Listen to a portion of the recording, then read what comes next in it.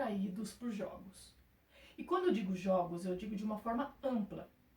Por isso, vamos fazer do jogo o nosso tema de hoje. Existem vários tipos de jogos. Tem jogo que precisa de muitos movimentos corporais e outros nem tanto. Tem jogo que é eletrônico, virtual, online, e tem o jogo analógico, sinestésico. Tem jogo que a gente grita e tem jogo que precisa de silêncio. Tem jogo que a gente canta, jogo que a gente dança e jogo que a gente deve ficar parado como estátua. Enfim, eu ficaria horas aqui falando sobre tipos de jogos. Mas o que precisamos entender mesmo sobre o tema é que o jogo é um fenômeno antropológico e deve ser considerado, diria até indispensável, todas as vezes que desenvolvemos estudos relacionados aos seres humanos.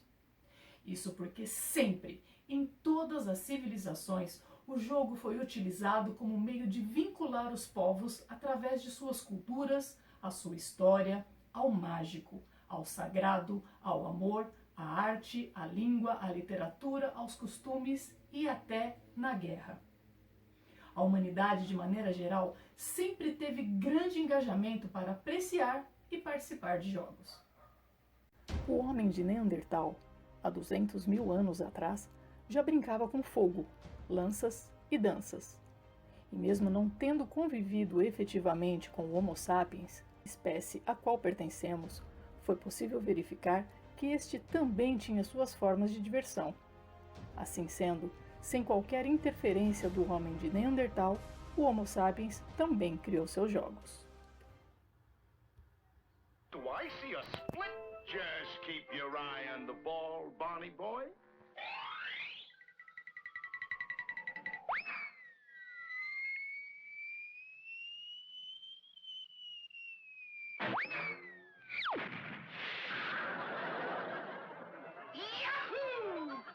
Na Grécia Antiga, por volta de 2500 anos antes de Cristo, foi dado início àquilo que se tornou os Jogos Olímpicos, realizado em homenagem aos deuses. Na história da humanidade, observamos diferentes formas de manifestações esportivas. O maior exemplo na antiguidade é, sem dúvida, os Jogos gregos. Na Grécia Antiga, disputavam-se os Jogos Nemeus, Píticos, Fúnebres, Olímpicos e muitos outros. Entretanto, a principal manifestação esportiva da antiguidade foi, sem dúvida, os Jogos Olímpicos. Os povos gregos da antiguidade tinham o costume de organizar jogos em homenagem aos deuses em diferentes cidades. O mais famoso e importante destes jogos eram os Jogos Olímpicos, realizados na cidade-estado de Elis, para homenagear Zeus, o deus supremo do Olimpo. Os primeiros registros da existência destes jogos datam de 776 a.C., mas há pesquisadores que acreditam que eles eram praticados há muito mais tempo. Como todo atleta olímpico era um soldado, os jogos também eram uma maneira de um povo mostrar a condição física dos seus guerreiros. Ir bem na Olimpíada era um sinal para os povos rivais de que o seu exército estava bem preparado e que atacá-lo provavelmente não seria uma boa ideia. Os jogos eram tão importantes para o povo grego que durante a sua realização havia uma trégua sagrada. Essa trégua significava que qualquer guerra que estivesse acontecendo na região deveria ser suspensa para que os cidadãos pudessem se deslocar até a Olímpia para participar. O jogo é o elemento que vincula a cultura ao esporte, e a história do esporte é íntima da cultura humana, pois por meio dela compreendemos épocas e povos. Cada esporte traz as características e a essência cultural do período histórico que foi criado. 400 anos antes de Cristo, Aristóteles e Platão já destacavam o potencial do uso dos jogos, seja para divertir, seja para aprender, pois se trata de uma atividade que favorece o crescimento pessoal e social. Aristóteles afirma que o jogo prepara a criança para a vida adulta, além de funcionar como uma forma de descanso do espírito. Platão via o valor e a importância de se aprender brincando e que o jogo deveria ser amplamente estimulado, pois repercute na formação da criança e deve ser supervisionada pelos adultos, como garantia de conservação das leis e das virtudes. Mas, na Idade Média, Com uma educação disciplinadora e com uma escola que não fazia ideia de como uma criança aprende, optou-se pela imposição de dogmas, caracterizando-se como uma visão tradicionalista e autoritária na educação. Contrariando a visão dos gregos, nessa época foi impossível que os jogos se expandissem.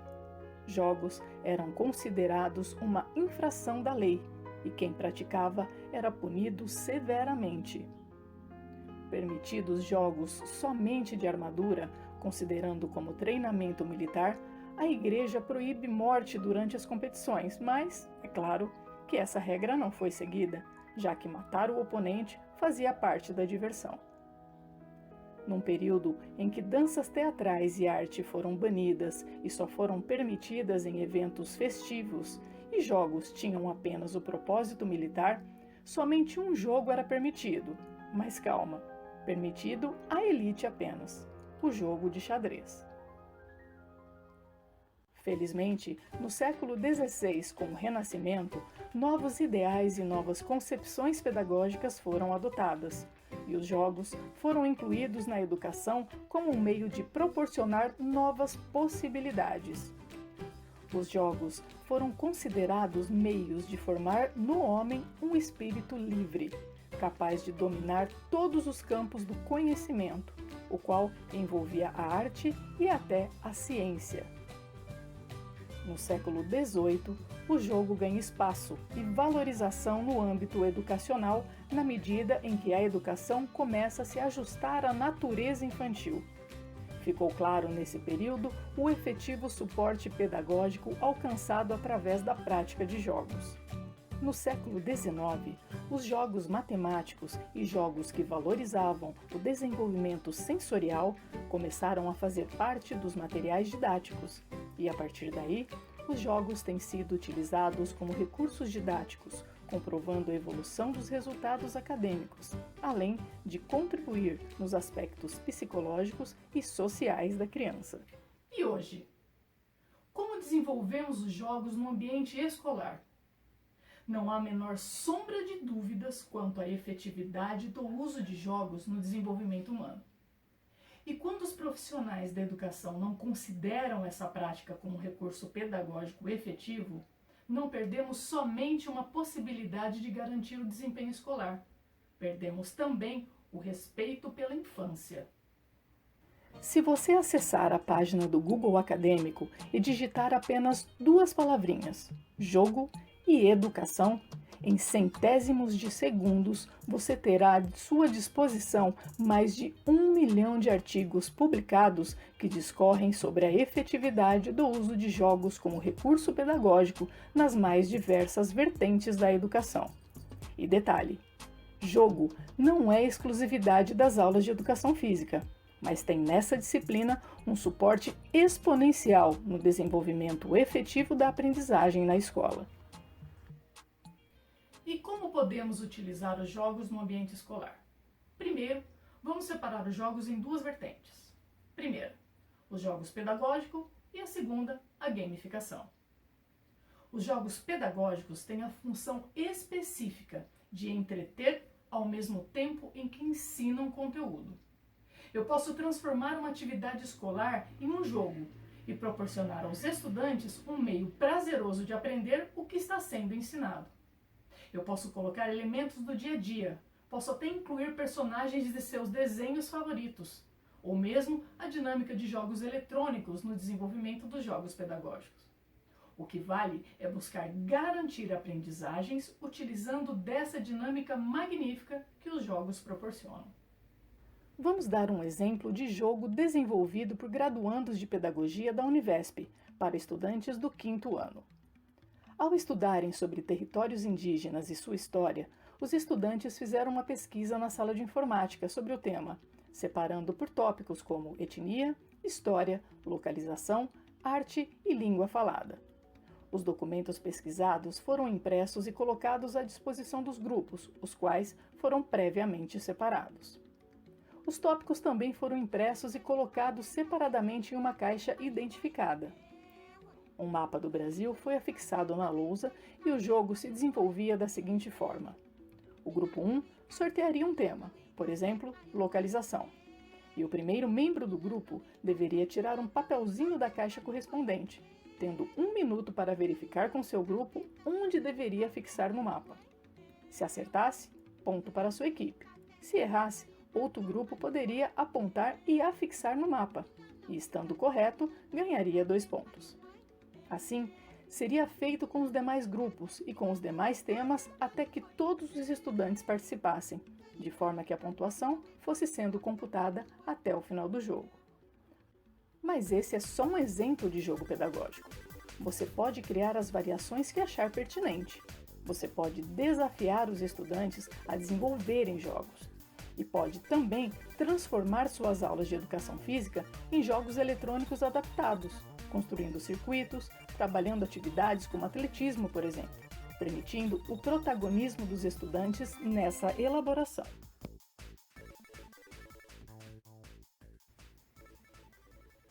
A segunda é a gamificação. Já ouviram falar? A gamificação é uma forma inovadora de motivar a aprendizagem e o interesse dos estudantes. Os professores utilizam elementos e ambientes de jogos, tais como pontuações, níveis, etc., para que os estudantes sejam motivados a construir o seu conhecimento de modo divertido. Vamos ver um exemplo de gamificação.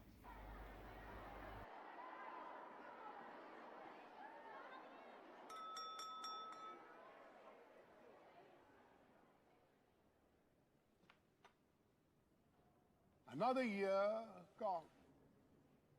And now, as I understand it, the House Cup needs awarding, and the points stand thus.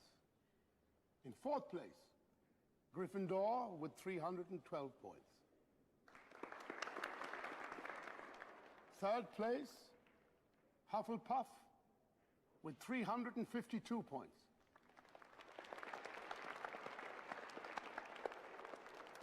In 2nd place, Ravenclaw with 426 points.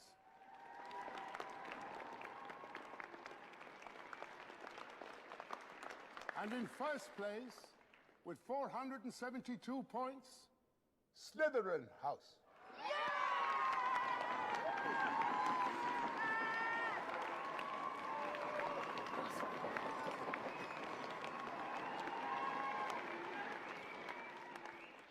Yes, well done, Slytherin, well done, Slytherin. However, recent events must be taken into account. And I have a few last-minute points to award. To Miss Hermione Granger, for the cool use of intellect, while others were in grave peril, 50 points.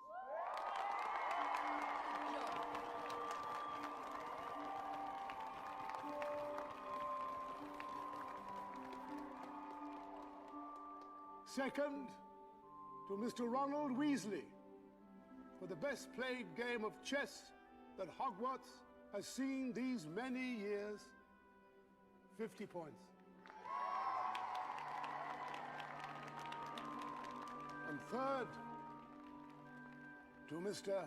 Harry Potter, for pure nerve and outstanding courage. I award Gryffindor House 60 points.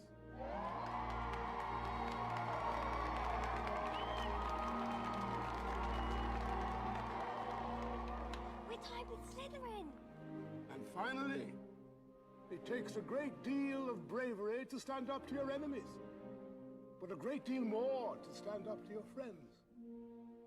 I award 10 points to Neville Longbottom.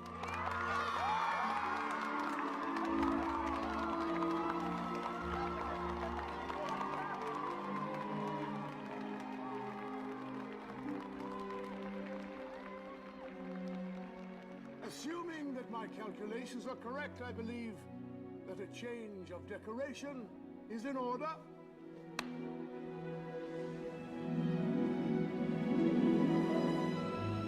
Gryffindor wins the House Cup.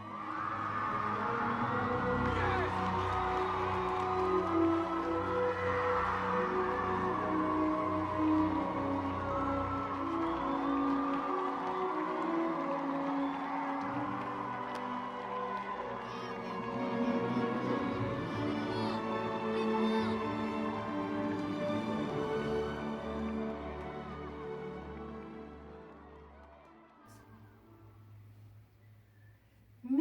filme da saga Harry Potter, os estudantes que, dentro do clima escolar, contribuíssem com o desenvolvimento do ambiente, acumulavam bônus, e esses bônus favoreciam e os estimulava a cumprir com suas atividades de maneira efetiva.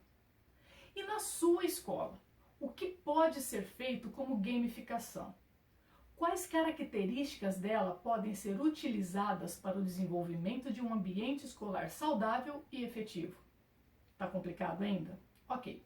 Vamos entender melhor essa diferença entre gamificação e os jogos pedagógicos. Todas as vezes que eu falo para alguém que eu estou aplicando gamificação na educação, as pessoas pensam que eu estou construindo jogos, o que não é bem assim. Então, esse vídeo, meu objetivo é mostrar, usando exemplos simples e práticos, a diferença da gamificação na educação e de jogos para a educação. A gamificação na educação, bom, qualquer entrega relacionada à aprendizagem que a gente faz, né, a gente tem um conjunto de conteúdos que o aluno tem que absorver e o aluno tem que fazer uma série de atividades e testes. Normalmente é assim. Quais são alguns elementos da gamificação que a gente pode colocar, né, dentro desse contexto aí da experiência da aprendizagem? Primeiro, a gente pode dividir o conteúdo em fases, etapas ou níveis, assim como os jogos, né, eles são divididos. E dentro de cada nível, o aluno ele tem que cumprir algumas atividades, que são atividades normais que a gente já entrega lá no nosso sistema educacional. Quais são essas atividades? Assistir aulas, realizar atividades, fazer alguns testes e ao final de cada nível é importante que a gente coloque uma atividade, uma missão um pouquinho mais difícil para o aluno ter aquela sensação de triunfo antes de passar para a próxima etapa, antes de passar para o próximo nível. E à medida que ele vai realizando as atividades que nós queremos que ele realize, seja assistir uma aula ou realizar alguma tarefa, é importante que a gente dê feedbacks imediatos, que é uma outra característica de jogos. Além de feedbacks imediatos, é bacana mostrar para o aluno visualmente o progresso dele, até onde ele já foi, o quanto falta para ele atingir o triunfo final, a missão final lá desse contexto em que ele está estudando. Então eu estou aqui te dando alguns elementos. Recompensas também fazem parte da gamificação. É importante a gente saber que gamificação não é apenas um conjunto de recompensas. Tem gente que coloca recompensa e já acha que está fazendo gamificação. Gamificação é muito mais do que isso. Mas as recompensas fazem parte. No sistema educacional tradicional, a gente já usa a nota do aluno, a pontuação, para recompensá-lo por algumas ações dele. Mas nós podemos inserir outras recompensas mais divertidas e mais criativas. Por exemplo, na escola da minha filha, a professora queria estimular o comportamento de pegar livros da biblioteca e ler muitos livros. E as crianças ganhavam santinhos. Ela é uma escola de padres, então lá eles usaram até, né, o contexto dos santinhos que a criança ganhava. E aí, quando a criança acumulava diversos santinhos, ela podia trocar por alguma outra recompensa que fosse mais bacana para ela, ou 5 minutos a mais de recreio, ou uso da quadra. Então, recompensas fazem parte. Um ranking para comparar faz parte, mas aí a gente tem que ver se isso é adequado, dependendo do público, né? E isso é que é a gamificação. A gente está ali no ambiente de ensino, entregando o que a gente já entregava no ambiente de ensino. A gente só coloca elementos de jogos para criar essa camada de diversão.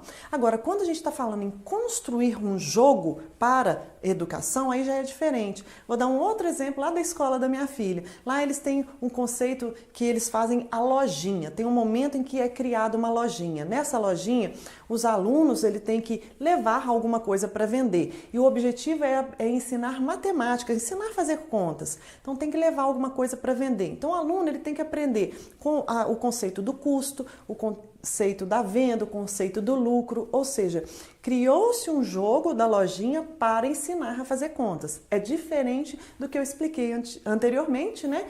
Que é, num contexto normal, a gente ir inserindo elementos de jogos para criar essa camada de diversão. Então é isso, foram exemplos muito simples, muito rápidos, mas eu espero que tenha ficado claro. Até o próximo. É isso aí.